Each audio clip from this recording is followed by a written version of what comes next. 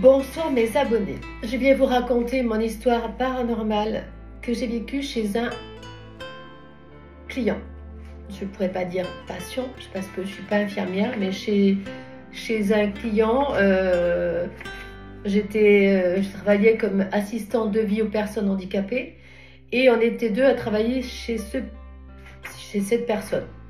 Voilà, donc j'ai fait, pour pas oublier, j'ai fait comme, voilà, j'ai écrit pas mal de trucs. Alors, je vais vous raconter. Cela s'est passé il y a plusieurs années, voire peut-être 7-8 ans, même peut-être plus que ça, même je dirais. Comme souvent, j'étais chez un client que je connaissais très bien.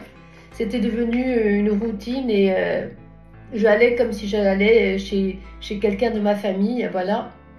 Je retirais mon manteau, je discutais un peu, on riait parfois, on voyait l'ensemble, on voyait on voyait ensemble ce qu'on allait faire.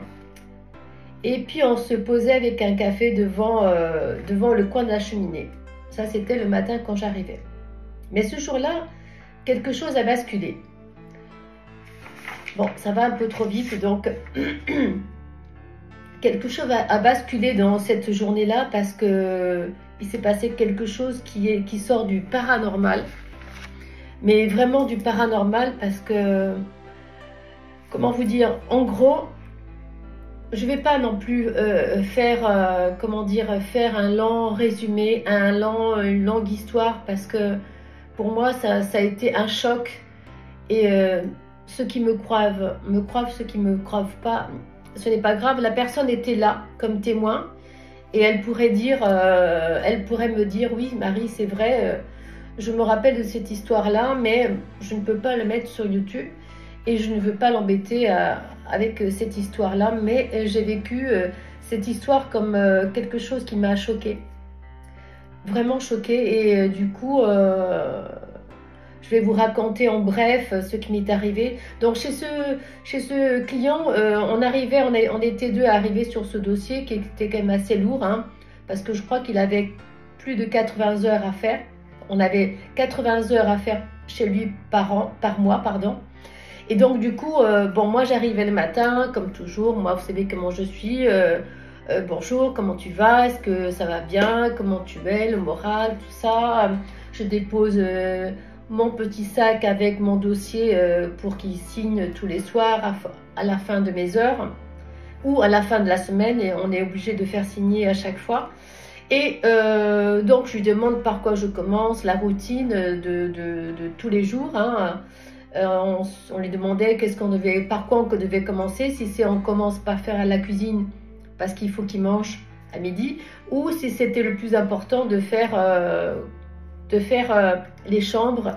Et mais je vous dis, on restait quand même pas mal d'heures dans la journée. Donc j'arrivais le matin, je pense que j'arrivais le matin, je repartais le soir vers 4h, 4h30.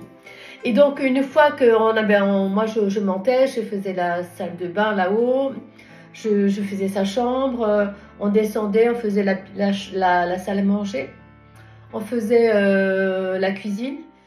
Et généralement, là, ce jour-là, ben, écoutez, j'avais fait à manger. Donc, et souvent, je mangeais avec lui. On rigolait, on parlait de tout et de rien, des enfants, comment ils allaient, parce qu'ils allaient à l'école, tout ça. Et une fois que j'avais fini tout ça, donc on se met, je prends une pause d'un quart d'heure, des fois même plus, hein. Je ne regardais pas, une fois que j'avais fini, ben, je ne regardais pas, hein. Voilà, il ne me disait pas, Marie, t'as rien à faire là, si tu n'as rien à faire, ben voilà, essaie de te trouver quelque chose. Non, là, ce n'était pas le cas, c'était quand j'avais rien à faire, quand j'avais tout fini, ben écoutez, j'avais tout fini, quoi. Voilà, donc ben, j'avais tout fini, il était 14 h, je me mets à regarder les feux de l'amour avec lui. Voilà, les feux de l'amour, à cette époque, oui. Je regardais les feux de l'amour avec lui. Et on se met donc, la cheminée était en face, c'était l'hiver. Et on discute. Et puis moi, je regarde les feux de l'amour. Et puis je regarde la caméra, puisque c'est juste en face.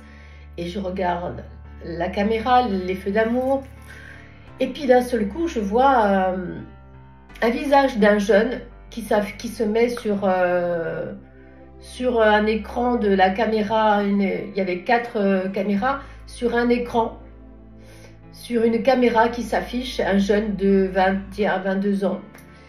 Et je lui dis, regarde, regarde, je vois un jeune qui se met là sur l'écran de la caméra. Il me dit, mais qu'est-ce que tu me racontes? Regarde. Bien sûr, il ne l'a pas vu. Bien sûr.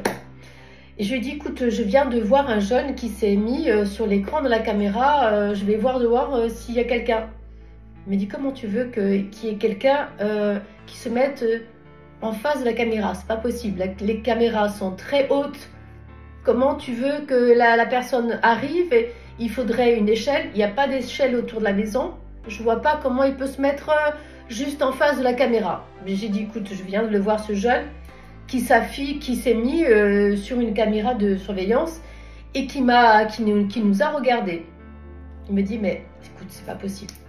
Comment tu veux voir quelqu'un sur la caméra, les caméras de surveillance? Ce que je fais, moi, ben, j'ouvre la porte, je sors dehors et je vais faire le tour de la maison. Le tour de la maison, ben, déjà, sur les caméras de surveillance, je n'ai pas vu de voiture qui arrivait. Donc déjà, ça m'a choqué. J'ai dit, comment ça se fait? Il n'y a pas de voiture, on n'a pas vu de voiture et on voit ce visage. Bon, d'accord. Donc je fais le tour de la maison et je lui dis, écoute, je vois rien du tout, Pierrot. Il me dit, ah, je dis non, j'ai fait le tour de la maison, je n'ai rien vu, j'ai vu personne. Bon, déjà, moi, je me suis revenue, je me suis assise, il me dit, mais écoute, comment tu as pu voir quelqu'un à une certaine hauteur qui s'est... J'ai dit, mais je l'ai vu à l'écran, tu regardes les feux d'amour, mais juste en face, tu n'as pas vu le visage du jeune. Il me dit, non, je n'ai pas vu le visage du jeune. J'ai dit, écoute, moi, je l'ai bien vu, il était là, en face de moi, j'avais l'impression qu'il voulait me parler. C'est vrai que moi, ça m'avait choqué. Il me dit, non, je n'ai pas vu. D'accord, il me dit, écoute, il y a une photo dans la chambre, va voir si c'est pas lui. Ben, je vais voir, il y avait une chambre au rez-de-chaussée, et ben, ce que je vais faire, c'est que j'y vais et je vais voir cette fameuse photo d'un jeune, dans la chambre, il y avait une photo d'un jeune de 20 ans. Je dis oui, mais en fait, c'est lui que je viens de voir à l'écran de ta caméra de surveillance. Il me dit, c'est pas possible. Et je dis, comment? Je dis, je viens de le voir. Il me dit, c'est pas possible, il est mort. Alors là, j'ai eu l'impression comme si mon corps s'enfonçait dans le canapé, tellement que j'ai eu des frissons dans tout mon corps. Mes jambes, j'avais l'impression que c'était du coton. Pour moi, ça a été un choc. Un choc parce que le jeune que j'avais vu sur la caméra de surveillance, en fait, c'était lui que j'ai vu, quoi, le jeune qui était mort, quoi.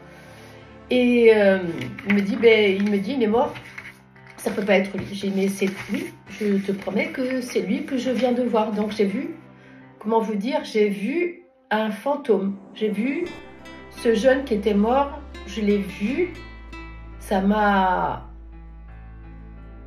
ne s'explique pas. Ça ne s'explique pas la sensation de ce que j'ai eu. Après, j'ai eu les jambes coupées. Je me suis dit, mais comment je vais pouvoir redescendre chez moi? Parce qu'après, j'allais récupérer mes enfants à l'école, tout ça. Bon, aux enfants, j'en ai pas parlé, bien sûr. C'est un truc qui est tellement choquant que ils étaient trop gamins pour en parler. Maintenant, je pourrais leur en parler, mais c'est vrai qu'à cette époque-là, ça m'avait choquée. Donc, du coup... voilà, et comment vous dire, quelques jours après, ou je ne sais pas si c'est pas le lendemain, c'était le lendemain, il me dit, voilà, mes 2 cousins qui sont arrivés à l'aéroport aujourd'hui, enfin, voilà, je l'ai eu au téléphone, il me dit, voilà, j'ai des cousins qui sont, il y en a un, je crois, sur 2, qui sont morts.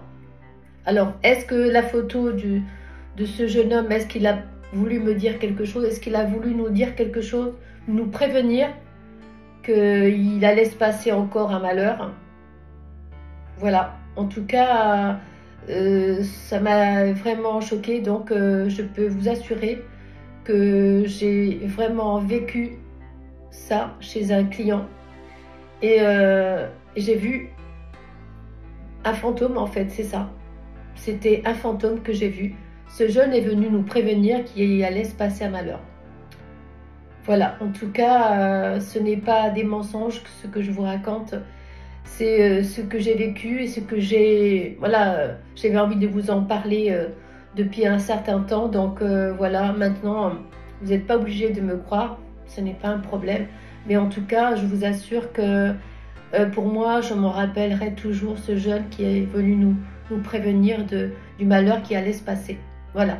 Et comme je vous dis, j'ai des dents de voyance, des dents de médiumité, des dents j'enlève les douleurs aux personnes. Je peux enlever les douleurs à des personnes. J'en fais pas mon métier, mais peut-être qu'un jour j'en ferai mon métier. Mais peut-être pas pour faire... parce que quand on a un dent, normalement, on ne fait pas payer. Donc, je ne sais pas. Mais en tout cas, peut-être que je vais peut-être me mettre là-dedans et essayer de voir si je ne peux pas faire en plus de ça. Voilà. Bon, là, je m'aventure sur un autre sujet. Mais voilà. En tout cas, mon histoire paranormale que j'ai vécue, c'est celle-là. Et parmi tant d'autres que je vous raconterai, mais c'est vrai qu'il faut du temps. Voilà. Je vous embrasse, mes abonnés. Vous me croyez pas. En tout cas, c'est ce que j'ai vécu. Je vous embrasse, je vous dis à très bientôt.